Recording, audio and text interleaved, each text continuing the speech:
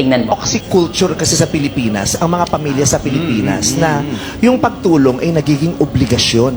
Yes. Kaya merong research na nagsasabi na kaya marami daw Pilipino ang hindi talaga umaasenso kasi aasenso dapat sila kung nag-focus sila sa sarili nila. Kaya lang, yung kinikita nila, nauubos ng lahat ng sinusuportahan nila. Kaya yung sarili niyang pag-asenso, hindi niya naituloy. Ang ending, lahat silang nanatili sa ganong level. Hindi siya nakaangat dahil yung pangpaangat niya sana, naubos ng lahat ng umasa sa kanya. Yes. Kaya yung kagustuhan mo dapat mag-share, mag-share ka kasi masarap naman talagang mag-share, 'di ba? Pero pag naging obligasyon na 'yon at nakakasagabal na 'yon sa sarili mong pag-angat, dapat daw hindi ganoon. Yes po, Meme. 'Di ba?